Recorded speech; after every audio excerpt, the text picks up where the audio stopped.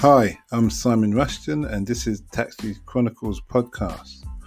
On this podcast, we spontaneously interview unsuspecting passengers with their permission, allowing them to share their intimate life stories and concerns. As our slogan states, real riders, real stories. Some riders prefer to be anonymous, while others ask me to tell their story later on. Either way, there are all genuine 5 to 10 minutes stories, so sit back and enjoy this episode. 1, 2. Hi, and today I'm on my second shift of today, you could say it like that. So it's the afternoon. We have a lovely lady all the way from France. Are you a Parisian? No, I'm not. Okay. I'm from the north of France. That means you're probably more polite then. Probably, yes. Yes. Okay. So, the lady works in Amazon, but she's also been in France lately, and there's a lockdown. So let's start off with the lockdown. How is the lockdown different for you in France in comparison to England?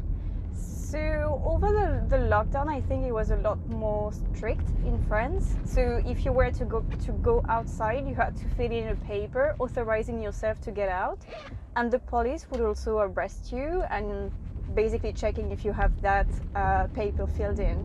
And if you didn't, you would have a fine, which we didn't have in the UK. I think it was about 200 quids. Really? Yeah. Okay, they're not playing around. No. So what that paper? Where would you get the paper from, and under what circumstances would you be allowed out? So you could print it from the government website, or even just write it yourself if you didn't have a printer. Mm-hmm. But you had to justify why you were getting out of your house. So if the only acceptable criteria were some stuff like daily exercise, going for groceries. Not too sure about the other ones, but it was just really under very strict reasons. So if it's daily exercise, that means everybody could go out at some time. For 1 hour per day within a 1 kilometer of your house. Yeah. Well, that is quite strict. Yeah. Okay. And when I went to France, it was beginning of July, so no longer under the lockdown conditions. But masks are mandatory everywhere. Mm-hmm. And compared to London, it's just a lot different. Like just yesterday, I went to Tesco and I saw so many people without masks.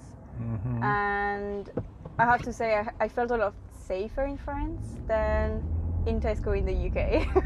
Okay. So yeah, that's the only thing that I pretty much liked in France, is that because it's mandatory, again, if you don't wear it, you're having a fine. Mm-hmm. And if you enter a shop without a mask, they wouldn't let you in. And when you enter a shop, no matter what the shop it is, you also have to use the hand sanitizer, and there is someone at the entrance every time making sure that you do it. Okay. So yeah, different experience. So you were saying that you felt a lot safer in France. Did you consider moving back to France for this period of time? I did at the very beginning when everything was super freaky. And then I was like, yeah, but with my work, I just can't because of taxes and all. Like, you cannot work outside of your contracted country for more than certain weeks, I think. I think it's 2 weeks, but I'm not sure. I'm not in HR. Okay. Yeah. And that's what, excuse me, that's what Amazon tell you. Yes.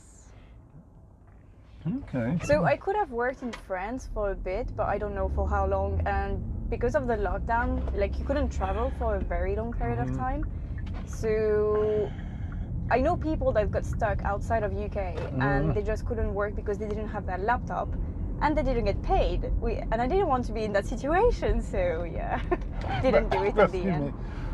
Well, the trick would be just to bring your laptop. Yeah, you have to get your laptop in order to work remotely, yeah. Yeah, so you could have gone to France and worked from your laptop. Yes, but then maybe HR would have stopped me at some point because of the taxes and all, I don't know. Really? Yeah. Ah. Because otherwise, if I worked for too long in France, they would have to pay taxes in France because I've been working from there. Well, I don't know exactly how this works, but that's interesting. That's what we're told, yeah. Because I met quite a few people who were working in places of their origin and have been for a while now, since this lockdown, and they're just being paid the same? Yeah, paid the same. So I think Amazon Amazon may be just trying to keep you indoors. Maybe. And we all know that Amazon have problem with taxes in general, so wouldn't be a surprise. Okay. Well, moving on then. We spoke about fraud. Yeah. I always thought, and call me naive, that the way procedures are now, with like banking and everything, and passwords and mother's birth, all these security measures, that you probably don't get a lot of fraud. You do. So the fraud department is to protect both the buyer's account. So if someone were to hack your account and use your credit card to make some purchases, that would very likely be flagged, and someone would be reviewing that transaction and potentially cancelling it on your behalf. Okay. So that's one. And then we're also checking on the sellers that they do not register with bad intentions prior to them selling on the platform. Oh, so somebody set up something, never give us the goods. Exactly. And then just like get a load of orders and then shut down and run off. Exactly, yeah. Oh, I never thought about that. So we're basically here to protect everyone, buyers and sellers on the platform. So yeah. Is Amazon obviously? I think it's the biggest company in the world now. Potentially, yeah. Anyway, Jeff Bezos recently became the richest man in the world, and is still not really paying us so well. So. Okay. Such is life. If you hear me, Jeff. Hint. Do what you're meant to do. Be an honourable man. So, sorry, my mind's gone blank. So, we've run out of time, and we're just getting started. So, what I'd say is this: is fraud a really big problem with Amazon? Yes, it is, because we're here by regulation and also to protect our customers. So. And what would you say to the listeners of how to protect themselves? Make a very strong password, and do have the two-step verification when you set up your Amazon account. That way your account is more protected. So like my account, don't just have a button that you can say buy.